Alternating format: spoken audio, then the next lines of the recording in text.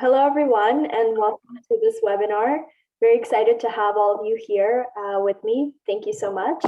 And I guess we'll just start with introducing ourselves and where we're from, what universities, where we're based, what major, what year you're in, I guess, and anything else you want to add, feel free.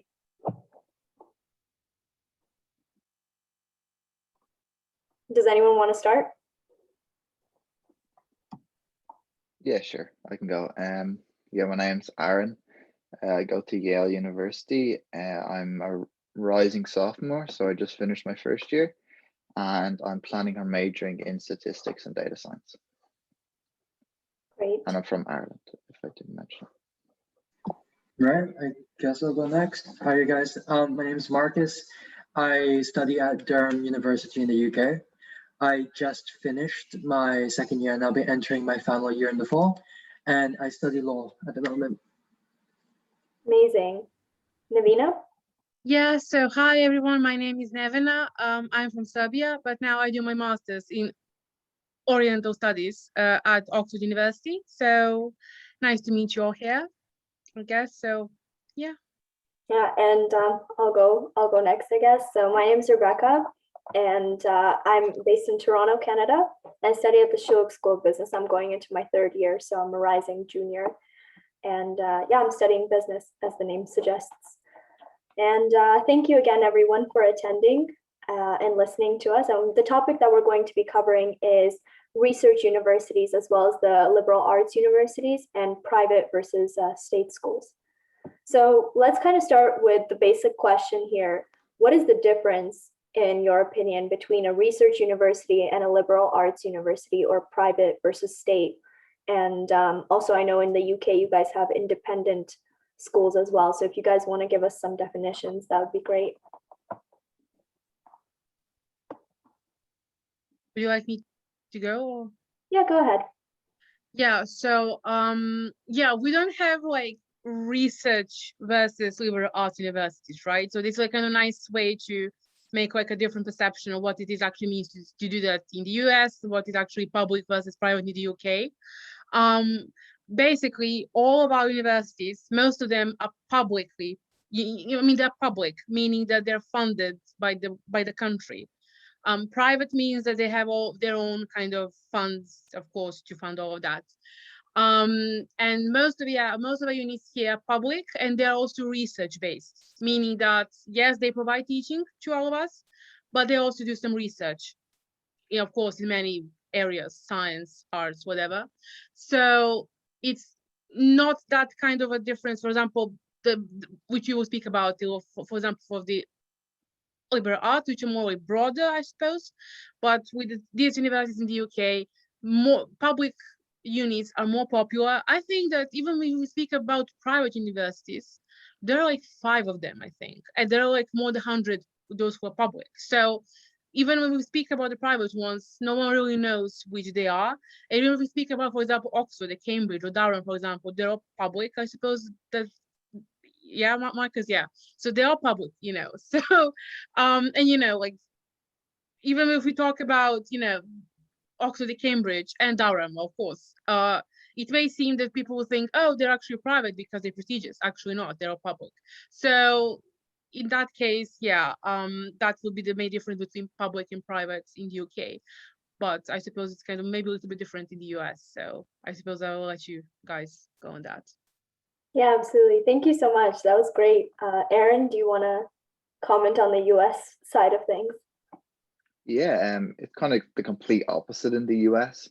So most of the well-known schools in the US, like Yale, Harvard, Princeton, Stanford, MIT, they're all private schools. And then most of the state schools, for example, like Arizona State or Oregon State, most of the state schools would be public. And then I guess your question on research versus liberal. So Yale is a research university that has a liberal arts program in it. So Yale College is a liberal arts program, but it's situated within a research university.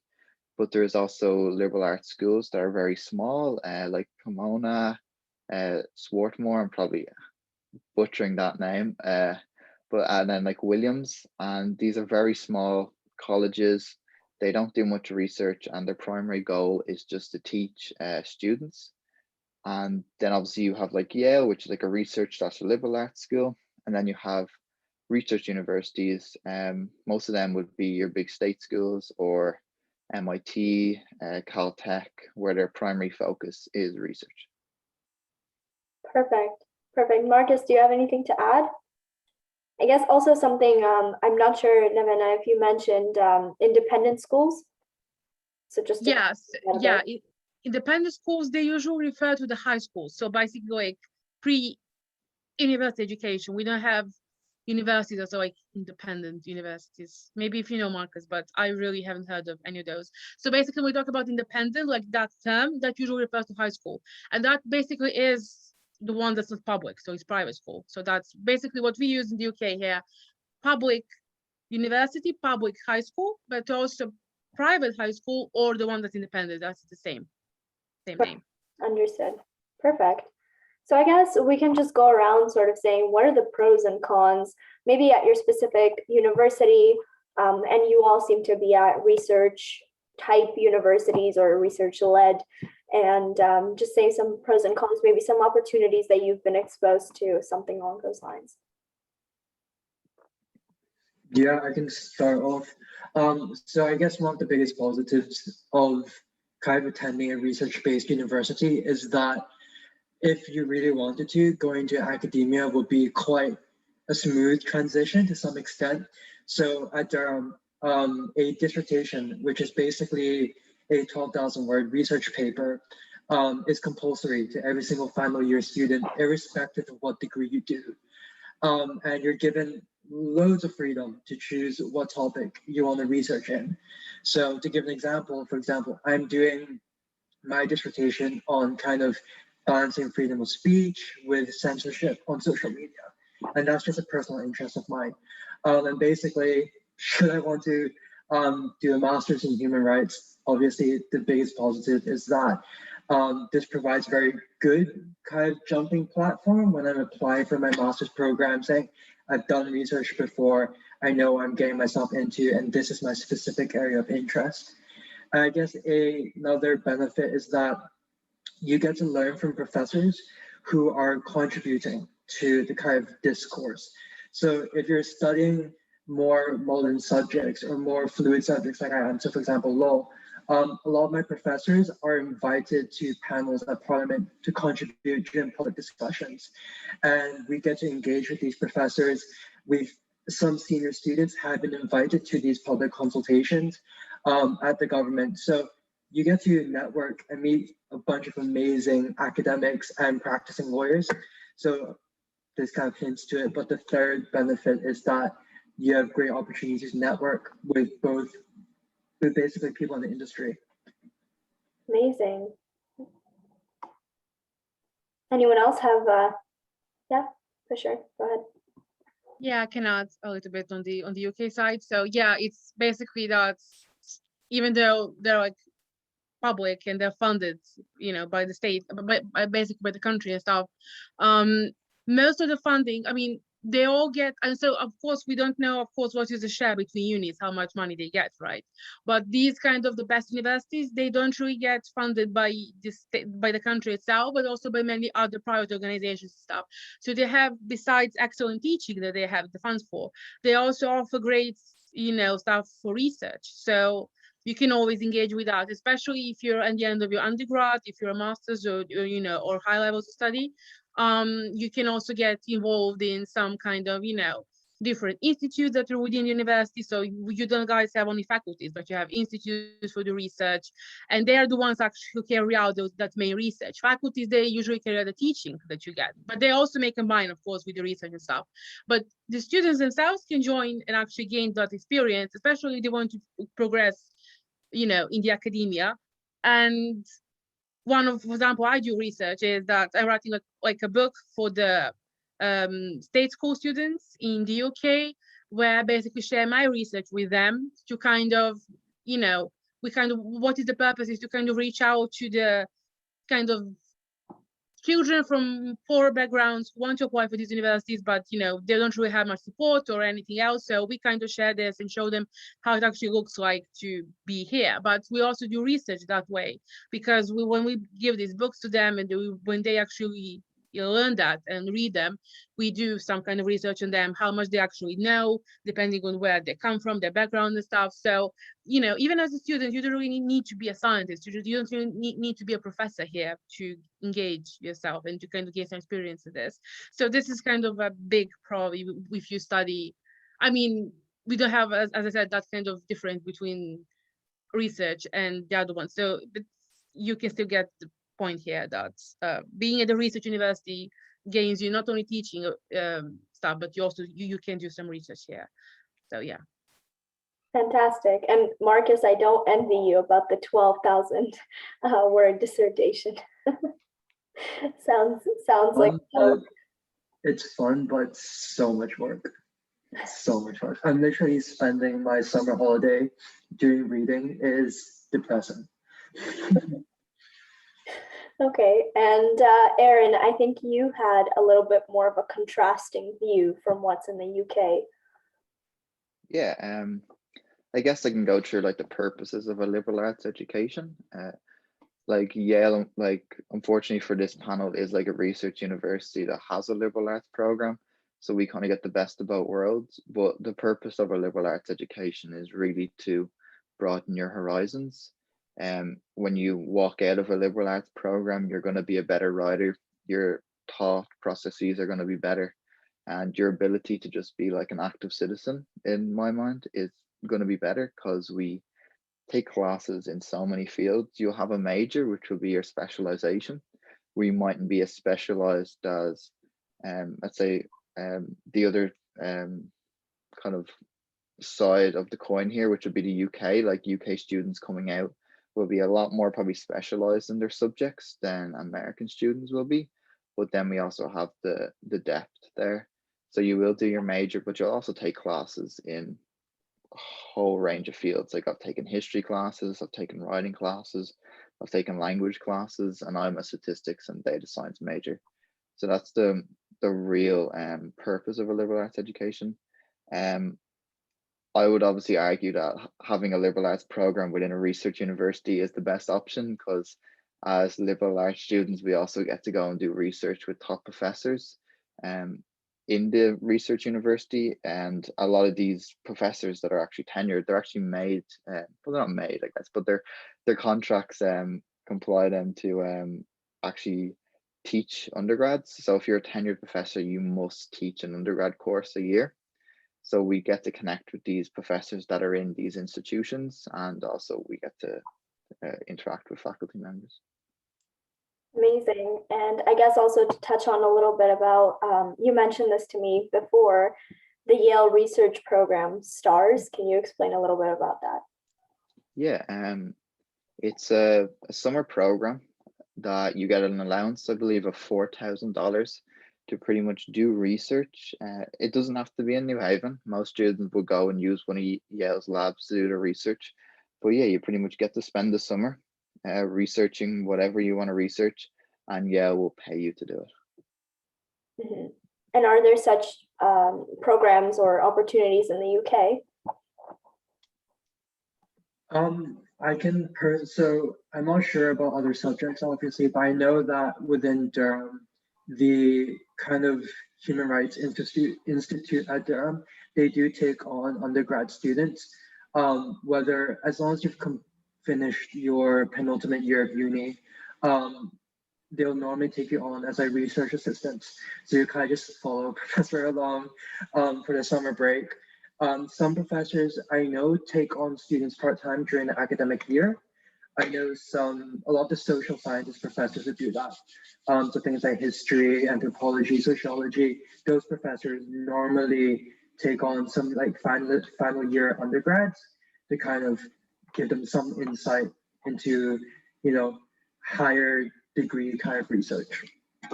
That's interesting. And I guess when you mentioned that they take on final year students, undergrad students, is that limited, or do they explore students who are in their second year or in their first year? Yeah, I mean, I think there's a reason why they target third year specifically. I think because of how specialized our degrees are, your first year and for most degrees, your second year is quite textbook heavy. You're not so much engaging with like the wider implications of what you're studying. So for example, to get top marks in law school, you have to engage with like the social and economic implications of various laws. But in first year, very few students will reach that top band because you're too busy adjusting to law school. You're too busy trying to meet new expectations. In second year, more students get into that. And to be fair, majority of the students who do kind of join the professors for longer periods of time are those who want to enter academia. So unless you are a very well prepared second year uni student in the UK, you most likely will have zero idea of what you want to do after graduation. So most of the time they open it out like, one, your understanding of the course, and two, how interested will you actually be in pursuing that position. Yeah, that makes sense. Makes sense. And I guess what kind of environments also exist in your universities, I guess, as well. Sorry, can you elaborate on that question? Yeah, absolutely. So I guess from what also Aaron mentioned, it sounds as though Yale or US universities explore more of a well-rounded education as opposed to something more niche in the UK. So if you guys can sort of detail what the environment looks like at those universities, that would be great. Yeah, sure. So at undergraduate level, it's quite specific. So the number of, for example, non-law modules that I can take are significantly limited. So I think I take 6 classes a year. So 18 classes, of course, across the course of my degree. And out of those 18, I think only 3 of them can be outside of the law department. So my degree is very heavily focused on law.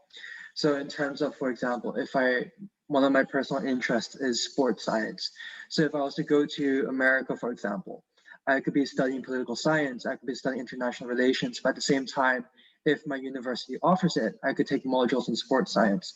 So it allows you to pursue multiple interests at the same time. Whereas in the UK, the benefit is that you have a very deep understanding of what you want to do. And I think for subjects like economics, law, medicine, maths to some degree, having that very focused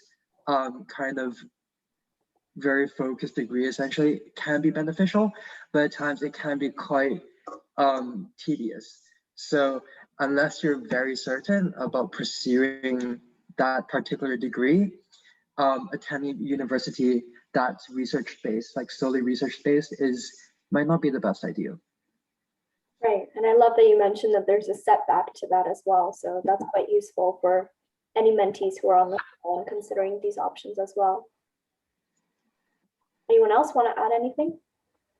Yeah, I can add on this. So basically, it's even like the application process kind of shows what kind of education you actually will have, because when you apply to the US, you have like more like well-rounded application, right? And also you choose your major not at the beginning of your studies, but later on. While here, when you apply to the UK university, when you want to study, you apply for a course, so you already know what you're applying for. And then, even at the, you like this start, you already have to submit your application. That's kind of niche, as you said. And it's more about, what have you done that relates to your course or your interest that you will be studying at university. And in terms of the classes themselves, it's kind of similar to Marcus's. So basically, it's my course where we had like courses that basically apply for everybody, but you can also choose like courses outside, that basically you can choose the like optional courses within your department, which we all choose, but that's kind of mandatory. You need to do that. You only choose what you want to kind of study like a little bit more. You can also choose the classes outside of your faculty, but it's a big downside. It really is, because we already have like our course is quite intensive. It's already being made as it is, and you really don't have time to do other courses unless you really don't have the nerves for that. And also, I don't know about you, Marcus, but we need to pay for that. So basically, if you take any course that's not really included within your studies, either way, that's optional or not or non-optional, if it's outside your faculty, you need to pay for that. So that's also a big downside here. And also, but what can allow diversity in your studies is that if you choose to do not like a single honors, but kind of joint honors, that means that at some universities you have kind of combinations between two or between the two courses. So for example, at Oxford, you study theology, but you can also study theology and Oriental studies or mathematics and philosophy, even though it doesn't makes any sense at the first glance, but it actually does. So there are kind of multiple combinations you can use, and it's not the same as, for example, major and minor that you have in the US, because as the name says, one is a major, so you study about, I guess, more about, in major sector and less minor. Here it's equal. So you basically to the classes equally. They're like the intensity is equal, but kind of divided by two, by the half, of course. But they're kind of equal, and you go to like two faculties and listen to classes and two faculties and stuff. So that would be kind of a difference. But that could also be useful for anyone who kind of wants to study multiple degrees, so two basically. Maybe kind of useful to know that as well. For sure. And I mean, correct me if I'm wrong, but for any mentees or anyone who's listening who's more leaning towards applying to the US, that sounds more like a double major, right? Okay, perfect. Just to clarify. I can like testify to an event I mentioned. So Durham offers something called a combined honors in social science, or combined honors in natural science. So social sciences are your humanities. So I know my housemate, he's doing a joint honors in history and politics at the moment. So you can combine these subjects, but I'm not sure for other universities, but at Durham specifically, your subject choices are limited. So for example, they might not let you do maths and philosophy. So within the social sciences, you'll have to stay within your humanities. You won't be able to do cross subjects. And certain degree programs won't let you do combined honors. So for example, for my case, when I was applying to law school, because of the qualification process to become a lawyer in the UK, I was literally not allowed to join another degree onto my law degree. So there are some restrictions, but there is some universities who offer these like dual degrees. Right, of course. And Aaron, I guess, from your well-rounded education point of view, can you comment on any of this discussion? Yeah, I guess I can break down the credits that we have to take at Yale. So to graduate, you need 36 credits. Most majors will be between, well, maths actually is 10 credits, which is just abnormally low, but it's normally between 12 and 16, unless you want to become like a chartered engineer where you're kind of going up to 36 credits there, but we'll say 12 and 16 for your major. Then there's another 12 credits for what are called distributional requirements, and this is kind of like broadening your horizon, but making sure that you're hitting all the fields that are important for society. So you got to take 2 classes in social sciences. You've got to take between 1 and 3 language classes, depending on your level of your second language when you enter college. You got to take 2 quantitative reasoning classes. So they're not necessarily maths classes. They could be anything from statistics to economics classes. Then you got to take 2 science classes, and then you got to take 2 humanities and arts classes and 2 writing credits. And then that normally leaves you between like 10 or 12 credits to either do a double major if that's what you're interested in. I know a lot of professors will recommend against doing a double major because it doesn't allow you to broaden your horizons. If you're doing a double major, you might as well have gone to the UK and just did a specialized program, right? In like whatever maths and philosophy or econ and maths. So normally students will take those 10 and 12 credits and just broaden their horizons, pick classes that interest them. And then, yeah, that brings you up to kind of 36-ish credits by the end of your senior year.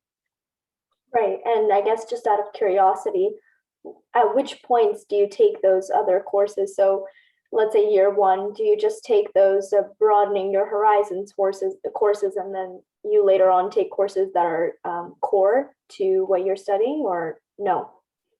So yeah, most students will go in and like have maybe 3 or 4 majors that they're interested in. The only requirement to go from first year to second year is that you've completed 8 credits Mhm. and that you've taken 2 credits within the within 3 skills. So 3 skills are writing, language, and quantitative reasoning. And then they consider social science, science, humanities, and arts fields as such. So you got to take pretty much, if you take 1 writing credit and 1 language credit, or 1 writing and 1 quantitative reasoning, or whatever, there's a lot of combinations you can pick there. You can be promoted from first year to second year. Most students will take more though. So your typical, let's say, first semester at Yale is an English class. So what are called English 115 classes. You'll be reading short stories, novels. That's going to get your writing credit. Most students will take a language course. Most students will start at level 1 for a language. Then you're taking a quantitative reasoning course, and that's normally like a calculus course. So either Calc 1, Calc 2, or if you're pretty prepared going into university, multivariable calculus, or even if you're even more prepared, linear algebra would be the next step.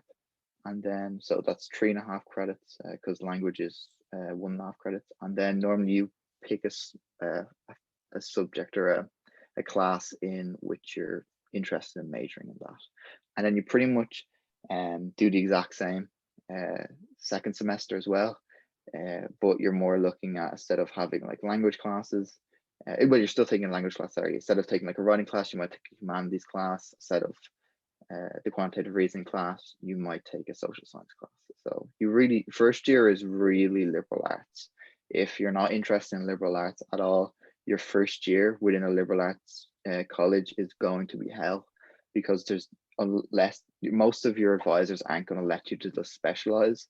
I did hear like 1 student that took 3 math classes and 3 physics classes, but he pretty much had to like argue with the university over this. Like, they're not going to make you take classes, but they're going to strongly recommend that you embrace the liberal arts atmosphere and environment on campus, and kind of take a wide variety of classes your first year.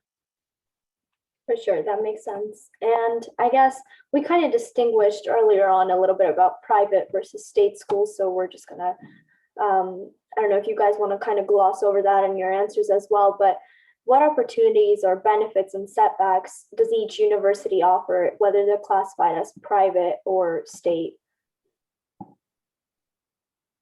I guess that's more to, oh, sorry, Marcus, go ahead. Yeah, no, so I can't really comment about private university because I've never been to one. But as we kind of like mentioned on the whole like research versus liberal arts, obviously research, you can pursue your passion to infinite degrees of depth. The deeper you go and engage with your subject, the higher your marks. So you are encouraged to understand and comprehend your subject to quite a good understanding, essentially. But I guess the biggest downside to that is that it can be quite intensive at times, and you do lose out on a certain breadth of understanding to some degree. So if I had not came to Durham, I have stayed back home in Hong Kong. The degree program that I got offered to was law as well. But during our first year and second year, it was kind of like a liberal arts class, a liberal arts degree, where you have to take classes outside of your law degree to make sure that you understand what's happening around you. And I guess something that I might have missed out on would have been the opportunity to enjoy subjects, bar the area that I'm going to be practicing for the rest of my life. So it's definitely very like intensive from day one. You hit the ground running, whereas liberal arts, I could be completely wrong, but it seems like you have a little bit more time to kind of dip your foot in multiple areas before you really decide what you want to pursue for the next 3-4 years, because it is a big time commitment. So absolutely, sounds like there's a lot of commitment on the UK side of things as opposed to the US. So students should be quite aware that they should be aware of their choice, if I'm understanding that correctly. Yeah. And anyone else? Yeah. Yeah. Yeah, I mean, the problem with UK is that when you choose your subject, you start studying it pretty hard from day one, year one. And if you see that, if you realize that you actually miss, kind of this, and that you actually don't like the subject, that could be a problem, which is not really the case if you go in the US and start that kind of more like general kind of, approach. And it's easier for you to kind of, that's when you basically are allowed to decide what you actually want to pursue, what your passion is. With here, it's like, if you know from young age what you want to do, this could be a nice way to start education and stuff. It will be amazing. But if you are not sure and you just take some degree because it's popular, because it pays off in terms of the money and so on, and then when you come you realize that you don't really like it as much, it can be hell pretty much. And and you can't really just change the course. You need to drop out basically, and then you apply again next year, which I don't see any problem with that. Many people seem to realize that they don't really have a passion for this subject, but it's kind of a convention here in the UK that, if you drop out, it's seen with some negative light, which should not be seen at all, because it's actually better, more sincere, that you say, okay, I don't like this subject, I want to start all over again, and then thrive and excel and have amazing grades and amazing job afterwards.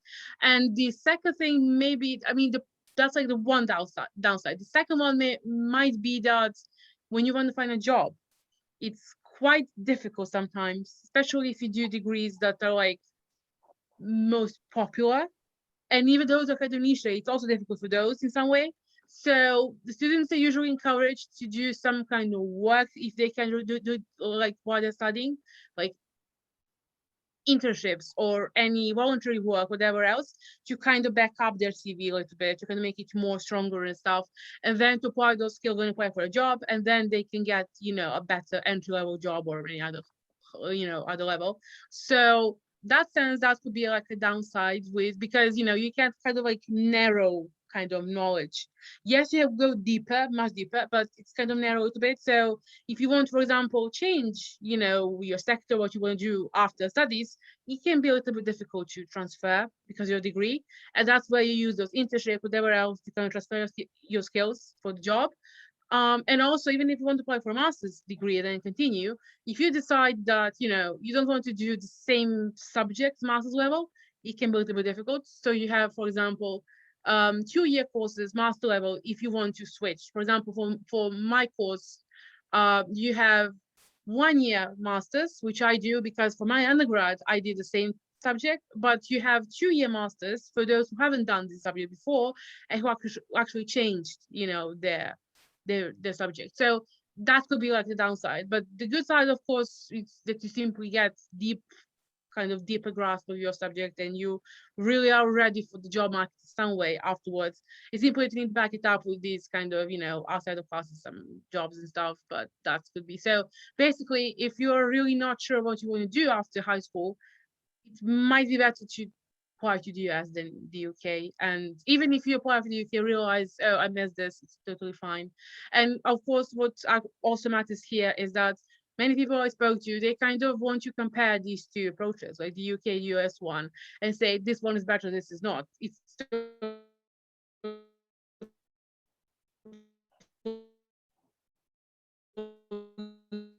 wrong, because this is so that it first. So basically, which system suits you best, go after that. There is no comparison whether it's the US that's better or the UK one.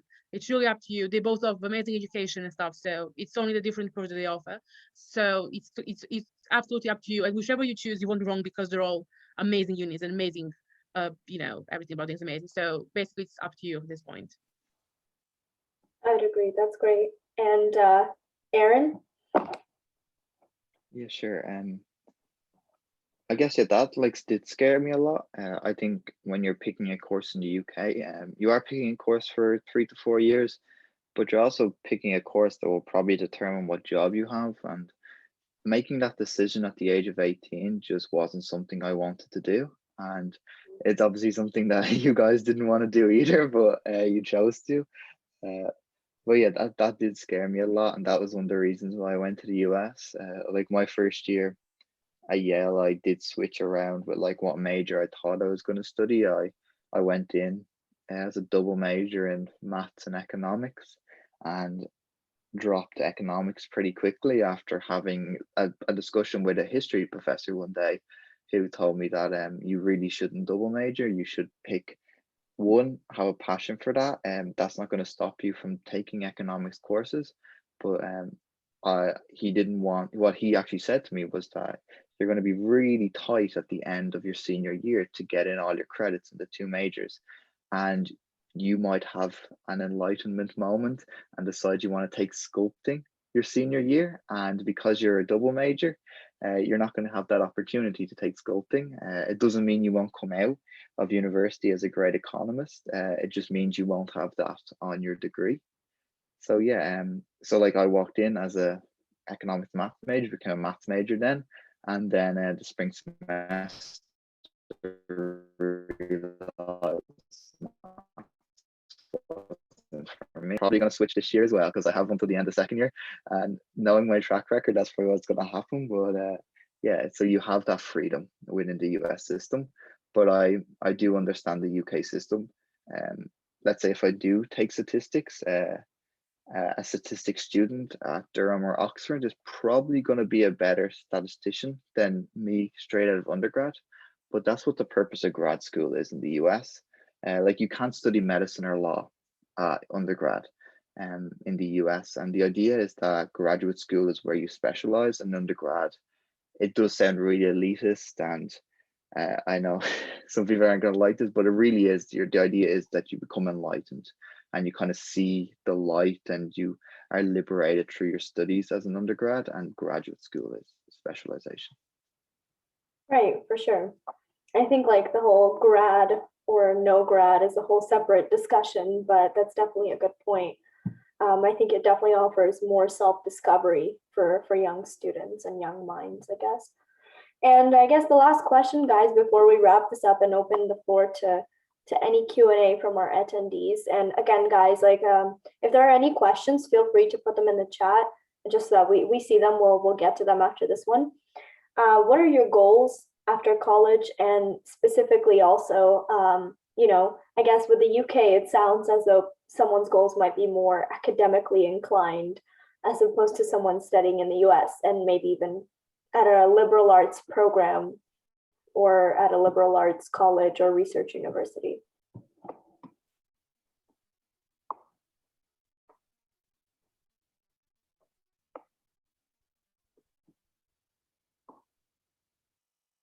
And sorry, guys, I think I froze there for a second. Yeah, you froze on us. Yeah, one of you guys can go. I mean, didn't actually catch the question, sorry. Yeah, could you repeat like this? Sorry. Yeah. Sorry. Yeah, no, the freezing with the Zoom happens to me a lot for some reason, but sorry guys, where did I cut off? You kind of mentioned like what are your goals after university, and then you said UK seems to be more academically inclined. Yes. And after that, you cut off. Got it. So yeah, no, just I guess the contrast between the UK goal and the US goal, where it seems that, like I said, the UK seems like you might come out of your undergrad and be more academically developed and have more academic goals, and whereas the US seems sort of more free form. But feel free to challenge me on that as well and comment. Yeah. I guess for me, I can't really contribute to this discussion because it's quite obvious what my career goals are. But I think for more vocational subjects in the UK, so things like law, medicine, economics, there's physics to some degree, computer science to some degree as well. I think what we kind of lose at from the American side is that it's hard to justify why we wanted to do this subject at university.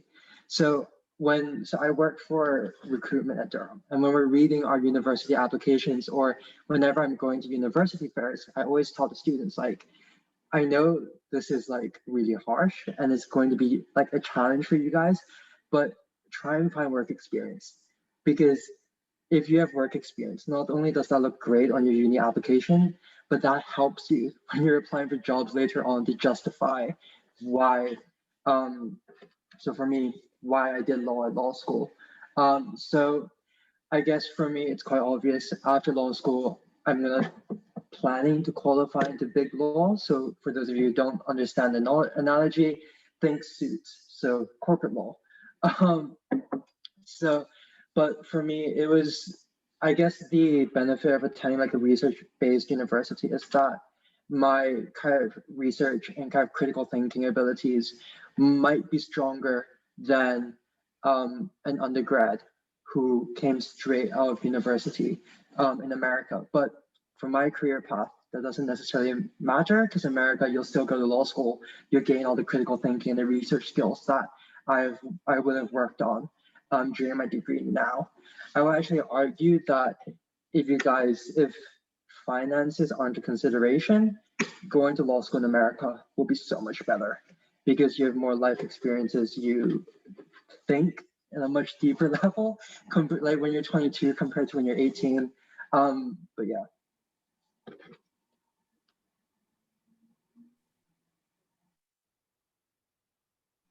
Yeah, I think you're muted, I think.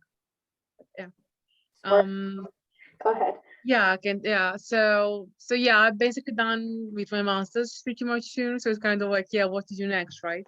So I'm more inclined towards education and teaching and stuff. So whether it's actually teaching at schools in the UK, probably private school, because you don't need to be certified to study in the schools in the UK until I get certified and stuff, or kind of do outreach and access and stuff. So it's not, when you say education, it's not only teaching, but doing like in the administration or basically anything that does have to do with schools and stuff. Either that or apply for a DPhil, and DPhil here is a British name for the PhD. That's how we call DPhil, but that usually applies to Oxford only. For example, Cambridge, they have PhD in their name, but here it's called DPhil. So either that, apply for a DPhil, because this is also because I kind of want to do expand my research that I already expanded in the masters. And at the same time, you get to teach others. So you basically become an academic, but you also engage with teaching and education, which is what is kind of different from masters. Yes, I did teach here as a master student, but it's much more, it's a greater chance to do that when you're, at this level of PhD. So yeah, that's kind of what allows me, because it's simply, I mean, if maybe I'm wrong, Marcus, but like with law, you can basically go both practical in terms of like, go into law, right? Like in the job market, or you can go to academia. So to do Oriental studies, or to be more precise, I focus on like, basically Japan, but especially China. So do those studies. I can either also be like more job market stuff, but it's more about the academia here, or education and stuff. So it also depends, people. What depends on what you choose as your subject at the UK. If you really, I mean, there are many people don't really know what they actually want to do at the age of 18. I knew, so in my case, I wasn't wrong, but many people were, and many people are not. So you have to be kind of aware when you choose a subject, what can you do afterwards with that degree, to be, of course, aware of that. And of course, I'm also the first one who always says, like, you need to study what you love, what you have passion for, but also have like in mind, what can you do with that after you're basically done. So, but do not just go after money always, or after what you can gain for that, and kind of combine those two, and it's like a kind of amazing chance for you then to kind of excel. So yeah. Absolutely. That's a very important thing of note, and a very important lesson for anyone who's thinking of going to any degree, really, for sure.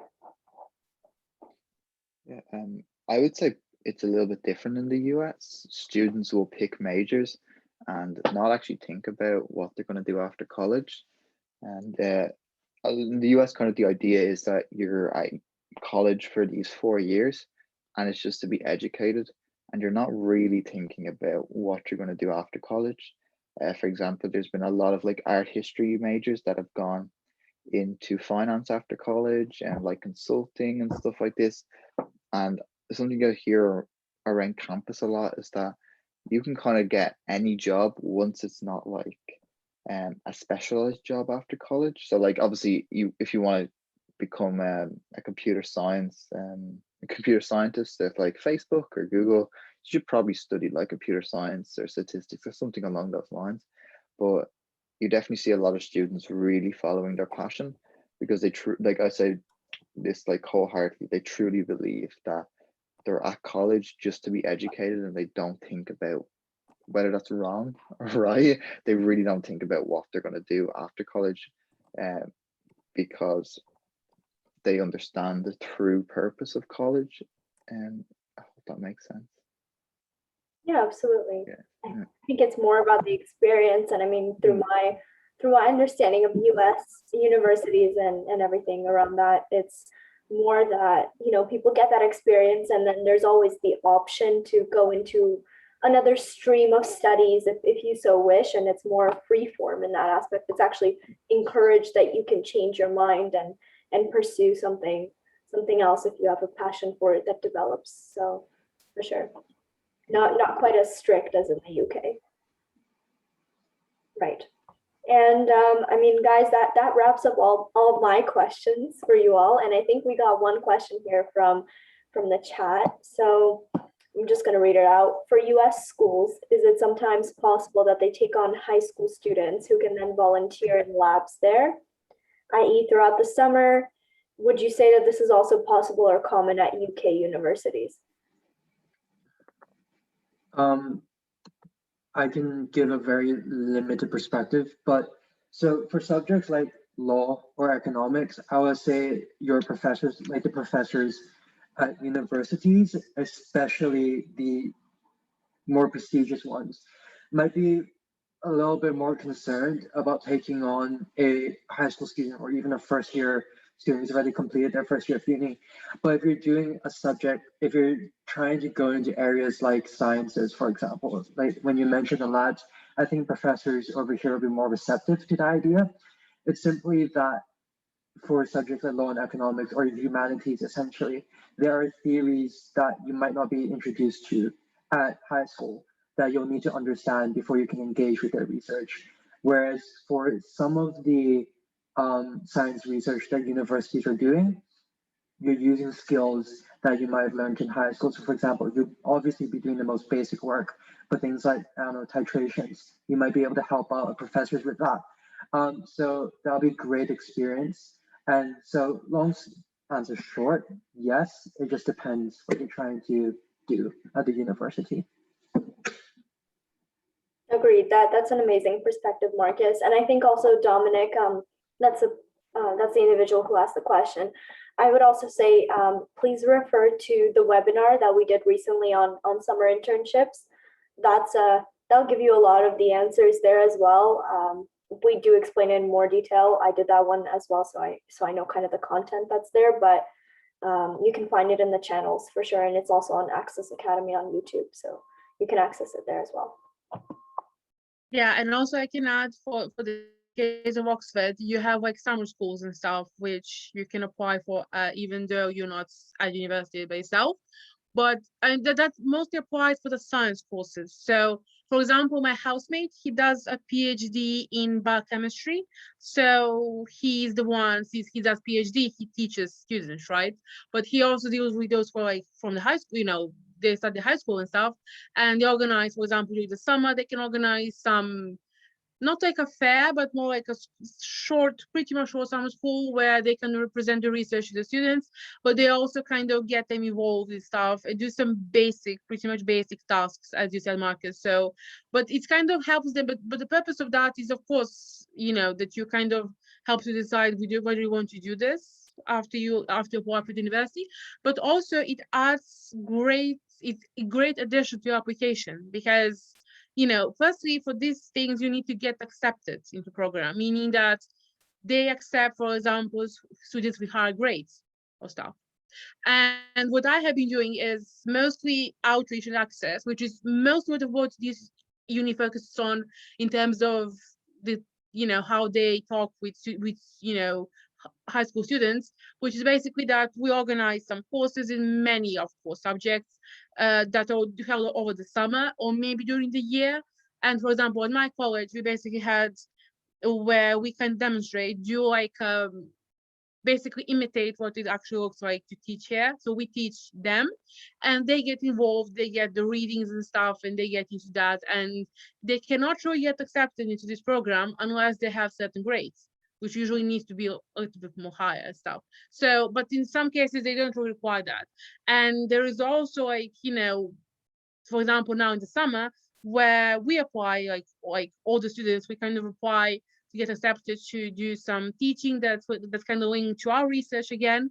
But we do that we basically actually exactly imitate the classes as we are taught here at Oxford.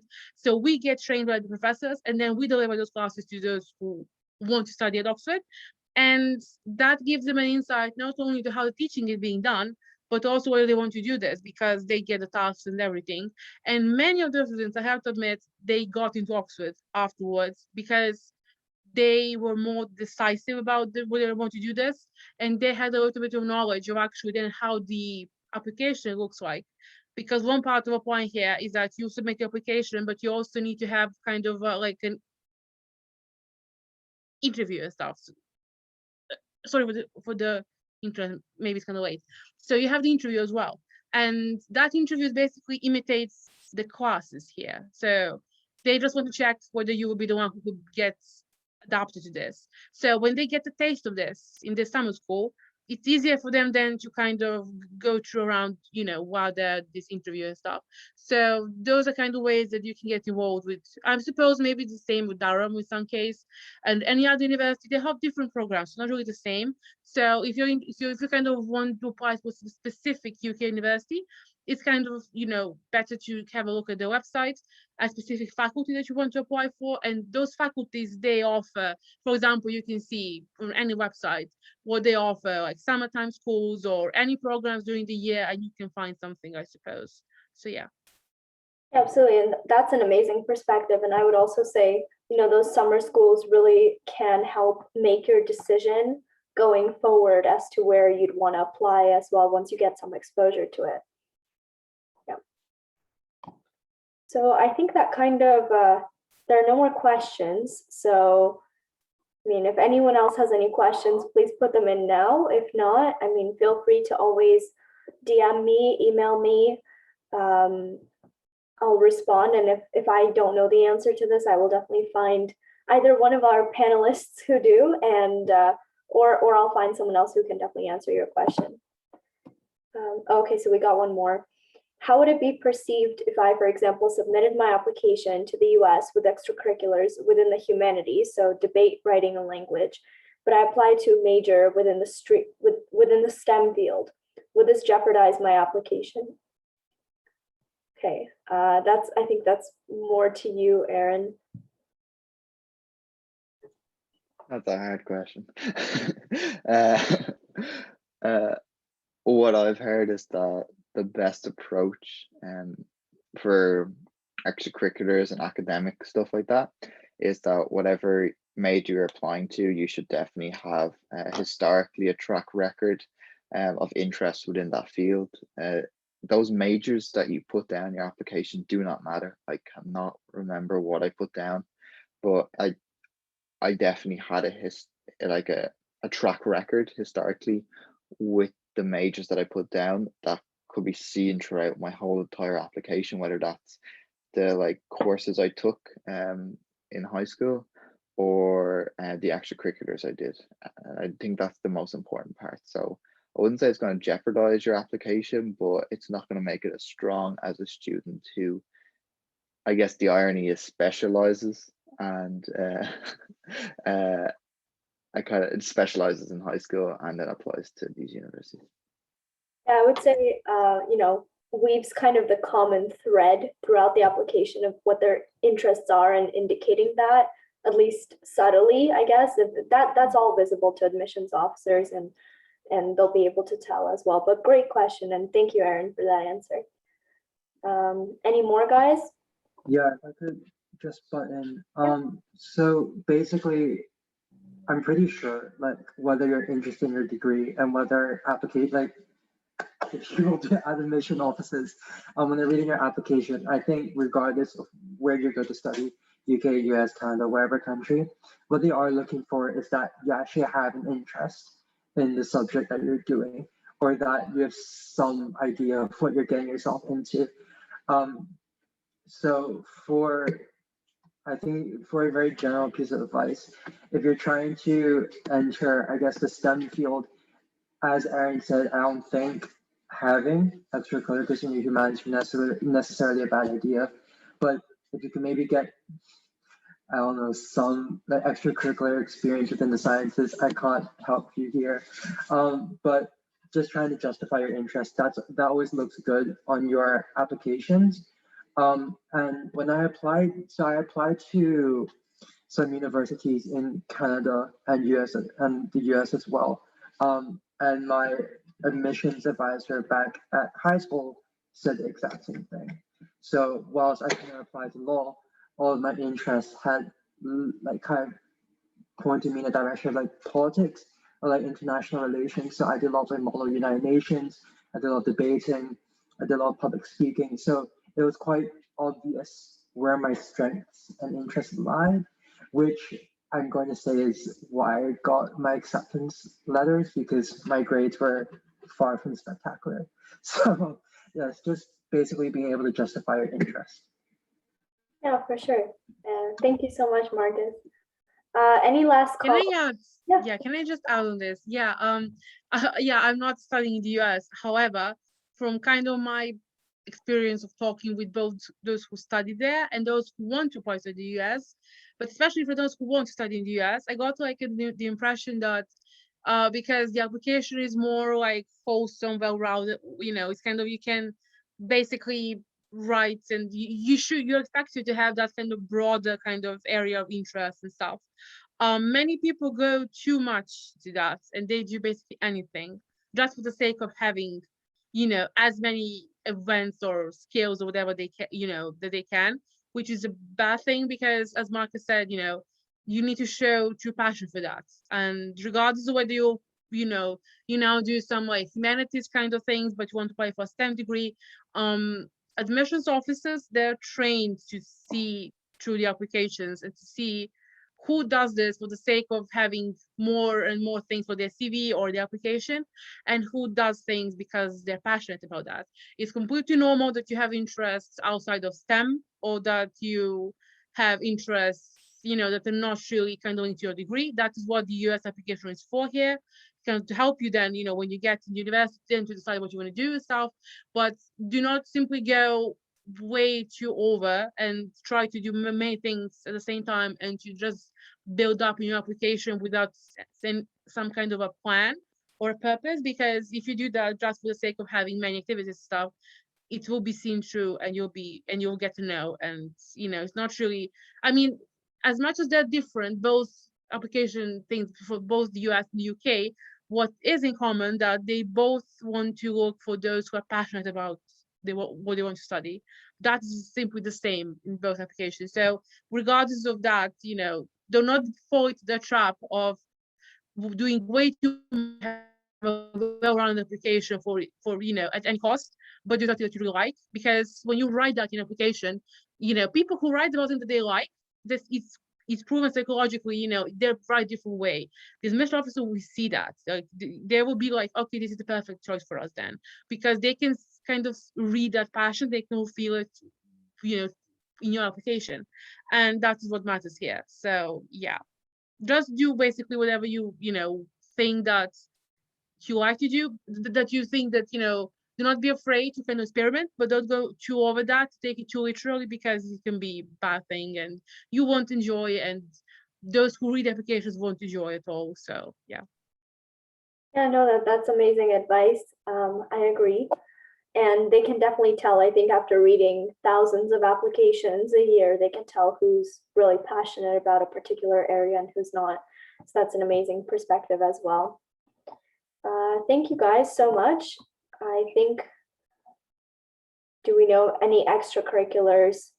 You know, I'm sorry, can you message me directly about those extracurriculars? Because I mean, these questions are not too related to the research school topic, so I can answer them more in depth for you if you DM me about extracurriculars in particular. But thank you guys so much. I also don't want to take up too much of your time to all my panelists, and I know it's also late in a few countries. So thank you so much for being here. I really do appreciate it. And thank you for all your insightful answers and all the comments. That was really absolutely fantastic. Thank you as well. Thank you. Yeah, thanks for having Thank us. you.